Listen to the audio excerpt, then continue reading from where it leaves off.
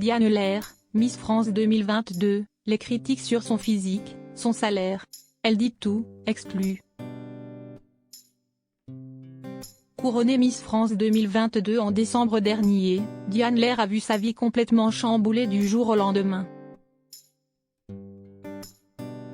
Son nouveau rythme intense, sa manière de gérer les critiques, son intégration dans la grande famille des reines de beauté.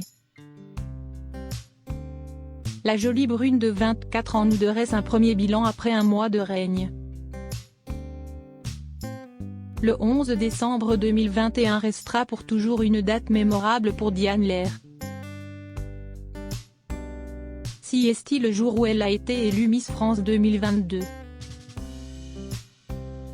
La jolie brune de 24 ans représentait alors la région Île-de-France et est devenue l'ambassadrice de tout le pays.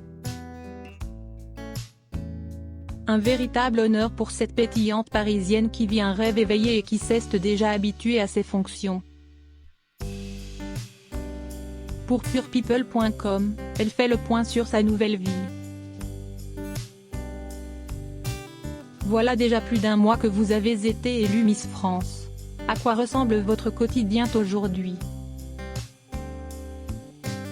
La vie bascule et depuis ça va à 300 à l'heure, mais si est exactement ce que je recherchais.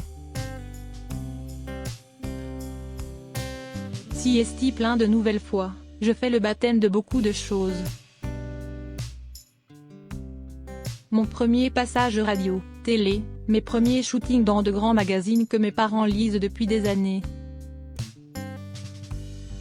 Et puis, les premières rencontres avec le public avec cette belle écharpe de Miss France. Si est beaucoup de fierté au quotidien. Vous êtes-vous habitué à ce nouveau rythme?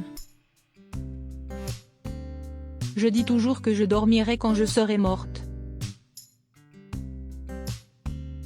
Pour l'instant, j'ai envie de profiter, je vis beaucoup l'instant présent et si demain tout s'arrête je veux être sûre d'avoir kiffé jusqu'à la dernière minute.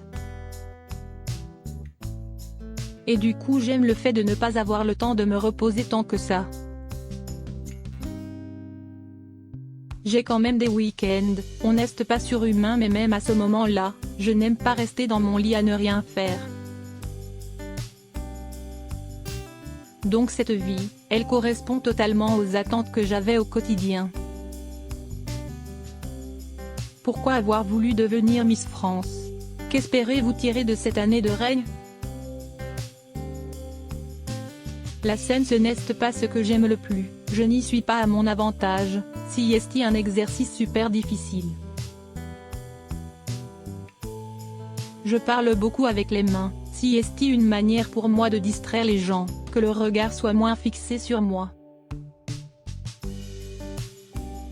Donc je n'aille pas participer au concours pour être sur scène mais pour le fait de vivre quelque chose de fort.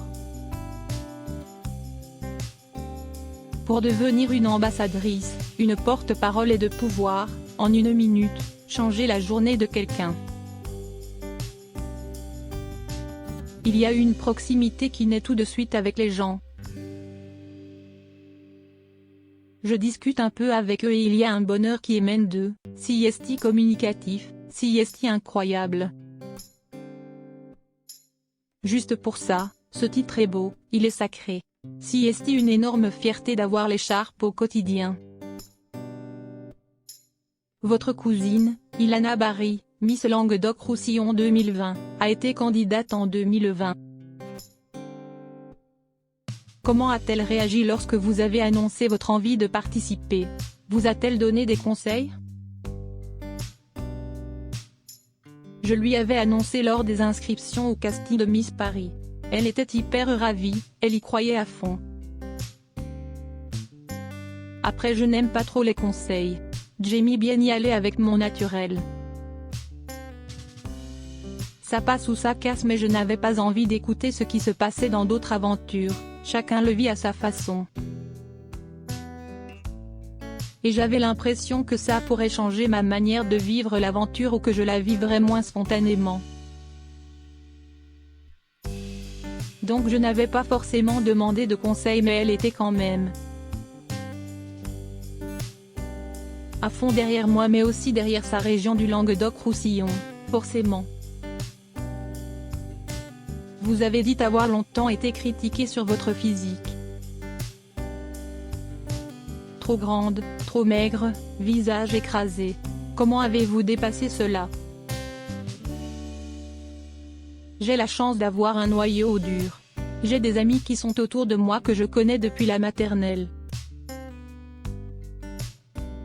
Quand on est bien entouré, c'est plus facile de recevoir des critiques. Pareil, à la maison, j'avais des parents extrêmement aimants et bienveillants, donc quand on rentre chez soi et qu'on a cette sensation d'être aimé, on se laisse peu toucher par ce qu'il se passe à l'extérieur. Je pense que c'est aussi une question de caractère. Bien sûr que j'ai été touchée, j'ai pleuré, j'ai été triste. Mais je suis quelqu'un de très positif et je pars toujours du principe que les critiques ne me définissent pas. Et puis surtout, l'avis des autres ne changera pas ma vie, c'est ma vie.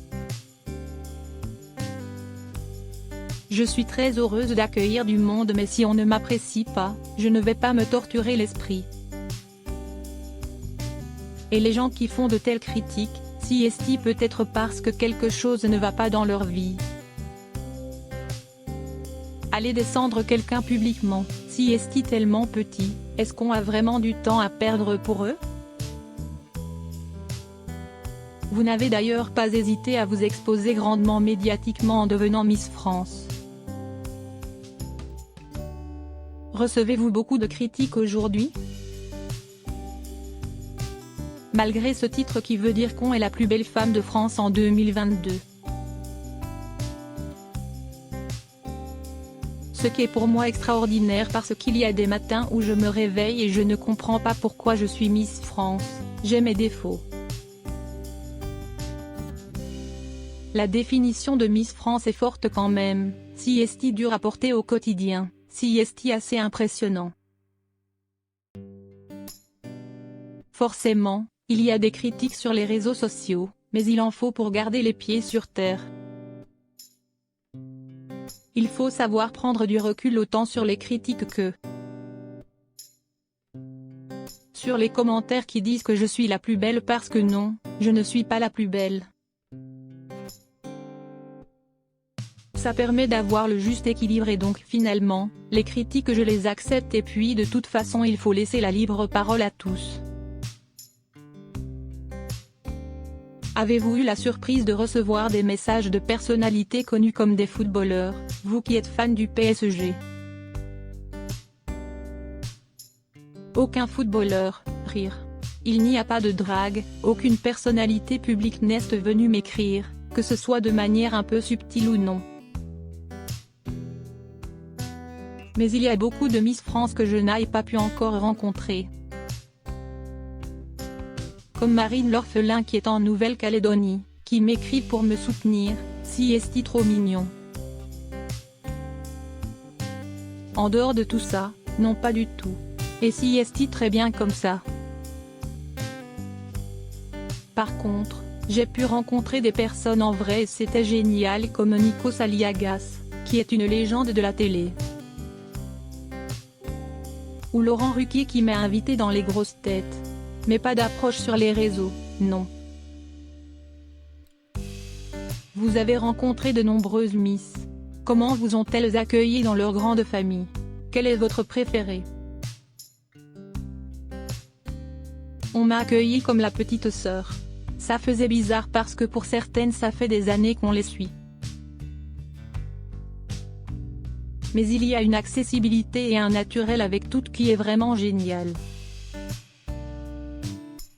Et ce qu'on voit sur les réseaux et en vrai, ça ne change pas. J'ai l'impression d'avoir été intégrée depuis toujours. Je les aime vraiment toutes. Quand on les voit en vrai, on s'attache à chacune pour une raison. J'en suivais certaines depuis l'enfance donc pour celle-là j'ai un petit coup de cœur. De nombreuses Miss ont révélé sur le tard avoir eu affaire à des gestes déplacés ou des remarques sexistes. Est-ce votre cas?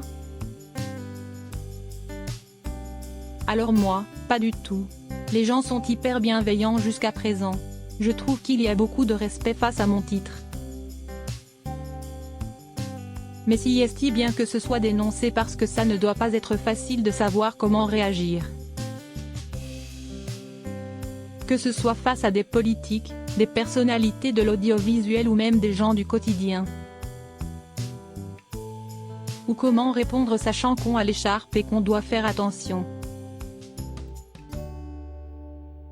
Pensez-vous déjà à la prémisse? Vers quelle carrière aimeriez-vous évoluer? Je ne me prépare pas vraiment parce que j'ai l'impression que ça voudrait dire que je passe à côté de ce qu'il se passe en ce moment. J'aurais cette sensation de vouloir accélérer le temps et même de développer une frayeur de l'après. Ce serait important justement, je trouve, de prendre le temps après une année aussi forte dans la lumière. Évidemment, j'avais des rêves avant Miss France, dans l'entrepreneuriat par exemple. Je pense que j'irai dans cette voie. Au niveau médiatique, ça dépendra des opportunités, de l'envie. Je ne veux pas précipiter les choses, ça fait seulement 1 mois et demi. Considérez-vous être bien payé pour votre année de Miss France? La réponse est extrêmement simple, je n'ai pas décidé de faire Miss France pour l'argent. Quand j'ai signé le contrat, je ne suis même pas sûre d'avoir regardé le salaire. Ce titre, CST, surtout la concrétisation de plusieurs mois de préparation où je me suis battue contre plein de candidates différentes. Ce serait triste de s'arrêter sur le financier. Un rêve CST gratuit pour moi et l'argent CST que du bonus car tout ce que je vis au quotidien n'a pas de prix. Donc mon salaire me convient.